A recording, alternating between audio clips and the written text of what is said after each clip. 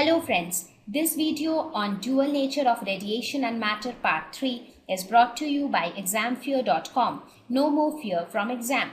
Please make sure that you have watched part 1 and part 2 before going ahead with part 3. And then they understood and then they explained electron emission in this way. So what is electron emission? It is the phenomenon of emission of electrons from the surface of a metal by applying external energy. Now this external energy can be in any form. There are many different ways of applying this external energy so that you can take out electrons from the surface of a metal. So we will talk about the different ways by which we can make this electron emission take place. Well, so what exactly happens during an electron emission? I mean, how is that electron getting emitted from a metal? We all know that metals have free electrons, right? I mean, why we have always been studying that metals are good conductors of electricity because they have got free electrons. What are these free electrons? They are nothing but the valence electrons. So whenever we talk about free electrons, we are talking about the electron which are present in the outermost shell. So the electron which is present in the outermost shell is the one which is least tightly bound to the nucleus, right? So the electrons which are present at the far away the electron is from the nucleus, the less tightly it is bound, right? So it becomes, so the electrons which are present in the valence shell, they are the best targets if you want to emit one electron from a metal surface. So the electrons which are present outside, they are the free electrons. They are the ones which conduct electricity, right? And they are the ones which can easily come out. But at the same time, a metal will never allow the electron to come out of it just like that. Let us suppose if this is an electron. If this electron tries to jump out, what will happen? The metal will become positively charged. Being positively charged, it will attract the electron back. So the electron will come back again. So what is required if you want that an electron should get emitted from a metal surface? You will have to provide enough energy so that you can overcome this attractive force by the metal. So whenever you try to take the electron out from the metal will try to attract it back. But if you can apply a force which is greater than the attractive force by the metal, then the electron will come out, right? Because whoever will apply greater force, he or she will win. So if you apply greater force, you will win in getting the electron out of the metal. But if you apply lesser force, then the force applied by the metal is more and therefore the metal will win and the electron will not come out of the metal. So it is simple, right? So that means there is a minimum amount of energy which has to be supplied if you want an electron to come out of the metal surface. Correct? So whenever we talk about electron emission, we have a very important terminology known as work function. What is work function? It is the minimum energy required by an electron to escape from the metal surface. Correct?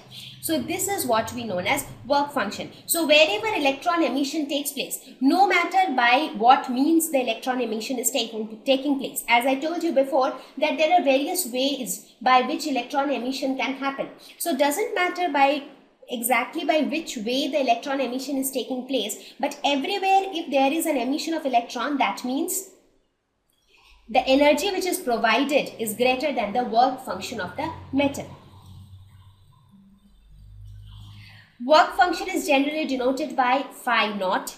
So it is, most commonly it is used so that it becomes easier for everybody to understand what is phi naught. It is work function.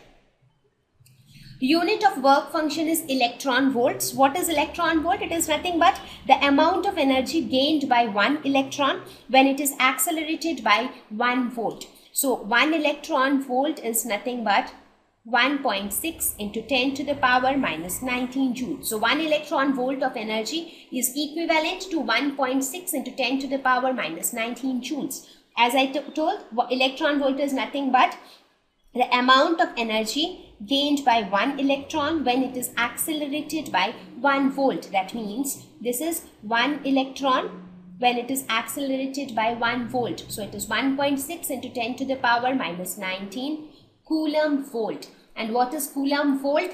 Charge that is charge, which is Q, into potential. So charge into potential is nothing but your work done, that is nothing but your energy. So that is how it is 1.6 into 10 to the power minus 19 joules. Right? So I hope it is clear. What is electron emission? Taking out electrons from a metal surface. So which electrons do we generally take out from the metal surface? The free electrons, that is the ones which are present in the outermost shell. So when will electron emission take place? When you provide energy which is greater than the work function of the metal. Now this work function varies with metal. Different metals will have different work function. For example, if I talk about sodium, sodium has only one electron in its outermost shell, right? Now if I compare it with magnesium, which has 2 electrons in its outermost shell, what do you think? Will the work function of both the metals will be same? It will not be, because sodium has only 1 electron. So if sodium loses that 1 electron, it can become stable. So losing that 1 electron is not a big deal for sodium. So sodium would in fact like to some extent to lose that 1 electron. So that means the amount of energy which you require to give in order to take that electron out is lesser. But in case of magnesium, it has got 2 electrons in the outermost shell. That means you have to provide enough energy so that you can take out those 2 electrons. So the work function in case of magnesium would be more. So that is how work function depends on the configuration of a particular metal, right? So depending upon the metal configuration, the work function changes from one metal to another.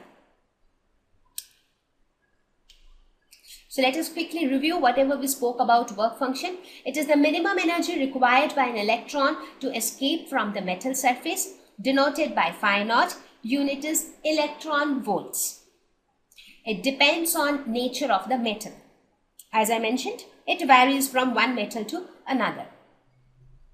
Now let us look at the different processes of electron emission.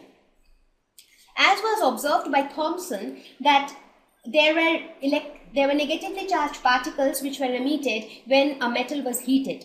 Again, in another scenario, he found that when ultraviolet radiation was exposed to a metal, then electrons got emitted. So that means there are many different ways by which you can emit electrons from a metal surface. So let us look at those different ways. The first one is thermionic emission. What is thermionic emission? Whenever this term thermo comes into picture, it is something related to heat. So that means emission of electron will take place here with the help of thermal energy. So thermal energy is used to pull out free electrons from emission. That means thermal energy which is provided to the metal, when it is greater than the work function of the metal, then electrons will get emitted, and this phenomenon is known as thermionic emission. Now these different processes, this phenomenon of electron emission is useful in many applications. I mean, they are practically used in many different things which we see around us. For example, this phenomenon of thermionic emission is seen in thermionic converter. So what is a thermionic converter? It is basically an apparatus which is used for electric power production. So how is it used in case of a thermionic converter? Actually, there are 2 electrodes. I mean, the arrangement of a thermionic converter is such that it has 2 electrodes. One is a hot electrode and the other one is a cold electrode. Now, the hot electrode thermionically emits electrons which moves towards the cold electrode, and this movement of electrons constitute electric current, which in turn gives rise to electric power production, right? One hot electrode, one cold electron. Hot electrode by thermionic emission, because it is hot, so it has got heat energy or thermal energy which provides enough energy that it can pull out the electrons from this metal surface. This is also a metal, this is also a metal, right? So because of this thermionic emission, electrons will start coming out from here and it will reach here. So this flow of electrons which constitute electric current, which in turn gives rise to electric power production. The next one is a field emission. What is field emission? Here, strong electric field is used to pull out electrons from metals. The name itself suggests, right? Field emission means electric field is the cause. So this field emission is also useful in field electron microscopes. The electron microscopes which were initially made, they had very poor resolution. By now you all know what is microscope, what is resolution. We have talked about resolution in our previous lesson, right? So in order to improve the resolution, field electron microscopes were constructed. In these field electron microscopes, what happened was electron sources, their bright electron sources were constructed, and electrons were made to emit by applying strong electric field. So not only field electron microscopes, there are certain fields of study like vacuum nanoelectronics which have evolved due to this field emission. This phenomenon of field emission gradually gave rise to this new field of study, which is vacuum nanoelectronics. Well, we will not discuss about all those in detail now. It was just to hint you that all these small things which we study, I mean, they are not just definition of thermionic emission and field emission. They are actually useful for practical purposes. They actually help us in our day-to-day life, and that is why they were studied at that time. And that is why even now scientists do so much of research, because if they put in their effort, they might discover something new which will again be beneficial to the future. So this was an initial field electron microscope. It looked somewhat like this. And the third one was photoelectric emission. So the way I told you, whenever the word thermo comes, it has something to do with heat. Similarly, whenever this term photo comes, it has something to do with light, right? You know about photosynthesis, you have heard about it, right? Similarly, photoelectric, that means the emission of electron will take place by means of light. So here light of suitable frequency is used to pull out electrons from metals. And this will become the heart of this lesson, this photoelectric emission. So let us look at some of the examples. Image sensors, which were generally used in the old television sets which we used to have. In those old television sets, there was something called video camera tubes. There we used image sensors. So the purpose of the image sensors was to convert an optical image to a scanned electronic signal, right? So that optical image, they will give some light, and when that light of suitable frequency falls on a metal, it extracts electrons. So it was able to convert an optical image to electronic image. Another one is gold leaf electroscope. What is a gold leaf electroscope? It is an apparatus. This is a rough diagram of how the gold leaf electroscope works. What is it? It is basically an apparatus which is used to detect static electricity, right?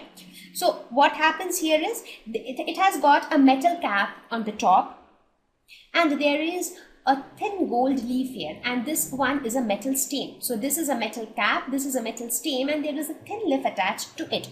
So what happens is when light falls on this metal cap, so when light of sufficiently high frequency falls on this metal cap, the electroscope discharges, because as I told, when light of suitable frequency falls, electrons will get emitted from the metals. So when the electron gets emitted, discharging takes place. So when discharging takes place, this gold leaf will limp down.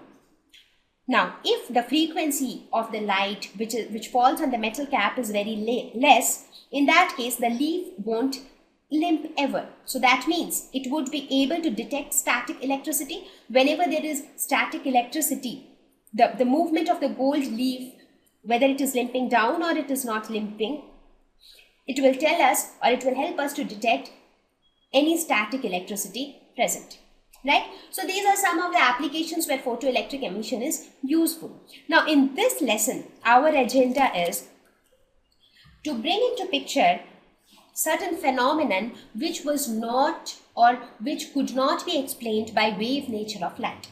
So one such phenomenon which we will talk about here is the photoelectric effect. That is nothing but this phenomenon of photoelectric emission. Photoelectric effect became a very important phenomenon in physics. That's because this phenomenon was the milestone which said that light is not only of wave nature. It brought back the particle nature of light. So, thank you. Please visit examfear.com to watch free educational videos, try free online tests, get the best quality study materials, study from the best tutors and mentors, and much more. Thank you once again.